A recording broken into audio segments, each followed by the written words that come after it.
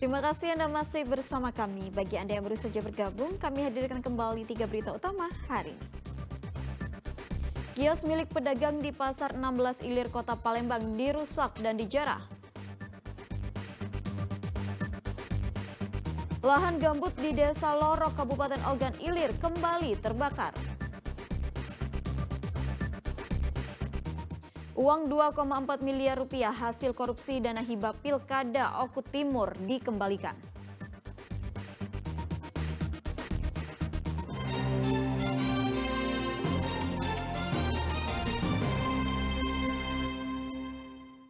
Tiga pelaku pemerkosaan dan pembunuhan terhadap remaja putri di Palembang tidak ditahan di dalam rutan. Ketiganya justru direhabilitasi dengan alasan masih berusia di bawah 14 tahun.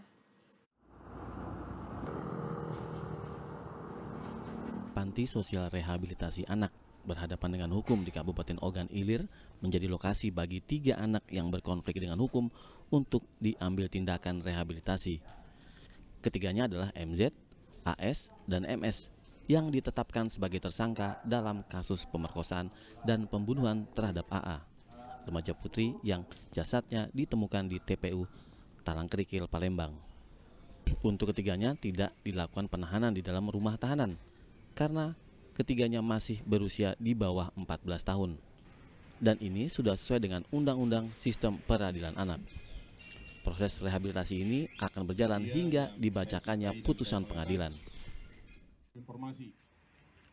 Umur di bawah 14 tahun ada 3, makanya dititip di sini itu tidak bisa ditahan dan tidak bisa dipidana, hanya diberikan tindakan. Nah, tindakan di sini berupa tindakan di LPKS, berupa perawatan di LPKS. Itu salah satu kalau seandainya putus di persidangan. Kalau PK Bapas menyarankan hukumannya tindakan. Jadi kalau tidak ditahan itu tidak benar.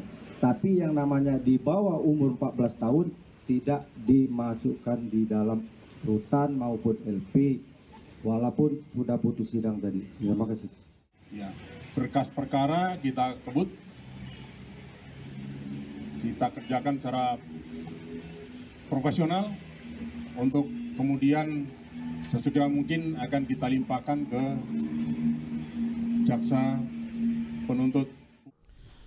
Sebelumnya 4 orang ditetapkan sebagai tersangka oleh Satreskrim Polrestabes Palembang atas kasus pembunuhan dan pemerkosaan seorang gadis remaja berusia 13 tahun di Kota Palembang pada Minggu 1 September 2024 lalu. Motif dari kasus ini karena salah satu pelaku berinisial IS merasa sakit hati cintanya ditolak korban. Dedi Irwansyah melaporkan dari Kabupaten Ogan Ilir.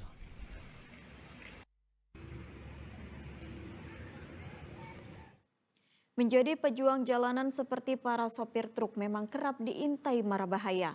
Seorang sopir truk terluka parah akibat ditikam 4 pria karena menolak memberi uang saat melintas. 1 dari 4 pelaku penikaman akhirnya tertangkap dan sisanya masih dalam pengejaran polisi. Beni Santoso, 1 dari 4 pelaku penikaman supir truk ini digiring dengan tangan terborgol. Warga Keramasan, Kecamatan Kertapati, Palembang ini bersama 3 temannya yang masih buron nekat memalak Rulianto, seorang supir truk yang sedang melintas di Jalan Yusuf Singa Dekane 11 Agustus lalu. Korban pun menolak membayar sejumlah uang, namun kembali menawarkan jasa pengawalan agar korban tidak melintasi jembatan timbangan. Dan lagi-lagi, korban menolak hingga membuat para pelaku emosi dan mengeroyok serta menikam korban hingga tersungkur. Setelah kami amankan pelaku Beni Santoso, setelah kami dalami ternyata motifnya adalah pelaku ini melakukan pemerasan kepada sopir yang hendak melintasi jembatan Keramasan. Karena sopir ini enggan melintasi jembatan, sehingga para pelaku ini menawarkan jasa pengawalan untuk tidak melalui timbangan. Namun di situ terjadi gesekan antara para sopir dengan para pelaku, sehingga pelaku akhirnya melakukan kekerasan, memecah kaca truk yang dikendarai sopir dengan menggunakan batu. Karena sopir melakukan perlawanan sehingga para pelaku menggunakan senjata tajam menusuk korban. 3 pelaku lainnya kini masih dikejar Polsek Kertapati dan para pelaku terancam hukuman 7 tahun penjara. Dedi Irwansah melaporkan dari Kota Palembang. Kios milik pedagang di Pasar 16 Ilir Kota Palembang dirusak dan dijarah oleh sejumlah orang. Belum diketahui motif pengerusakan dan penjarahan ini, namun para pedagang sudah melaporkannya kasus ini ke polisi.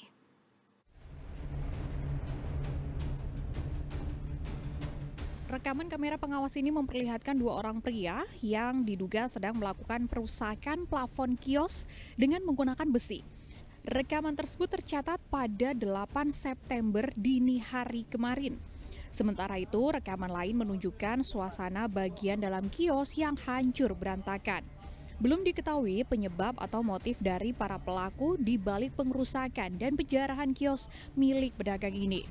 Para pedagang Pasar 16 Ilir Palembang yang merasa dirugikan pun melaporkan kejadian ini ke Polda Sumatera Selatan. Sementara menurut salah satu pedagang yang kiosnya dirusak, barang dagangannya dijarah para pelaku mengalami kerugian mencapai 15 juta rupiah.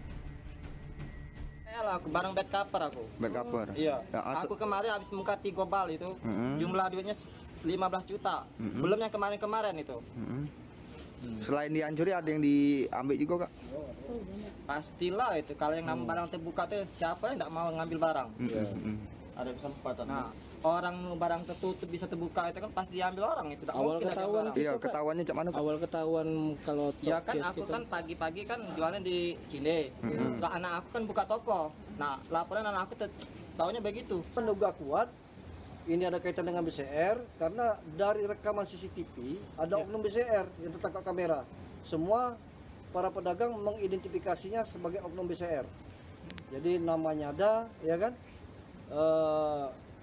Pelakunya itu berkantor di BCR, jadi dapat dikenali. Nah, ya satu lagi pengakuan security, ada videonya. Jadi security mengakui, seperti BCR mengakui bahwasannya peristiwa semalam itu adalah orang BCR yang melakukan. Mereka tidak tahu katanya, seperti tukang-tukang katanya, tukang-tukang gitu ya. Dalam peristiwa ini ada sekitar 44 kios yang dirusak dan dicuri oleh para pelaku, mulai dari lantai basement hingga lantai 3 gedung. Akibatnya para pedagang mengalami kerugian mencapai miliaran rupiah. Muhammad Ardiansyah Putra melaporkan dari Palembang.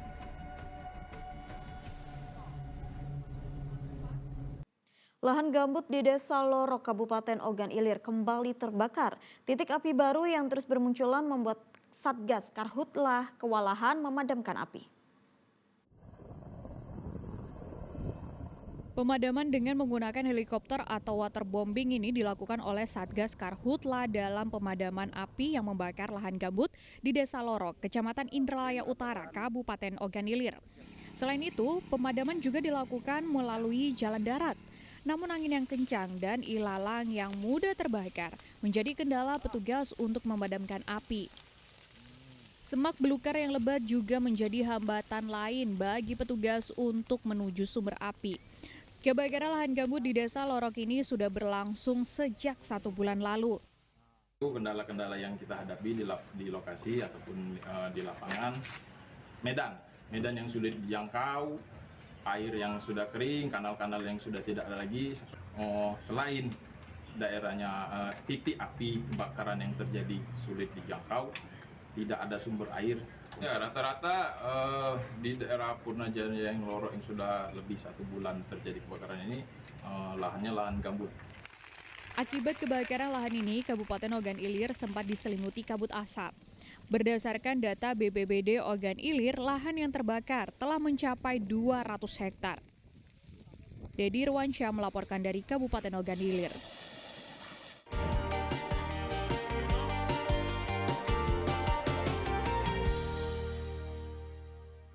Laporan tersebut mengakhiri berita Palembang hari ini. Saya Tabita Putri, berterima kasih atas perhatian dan kebersamaan Anda. Selamat beraktivitas dan sampai jumpa.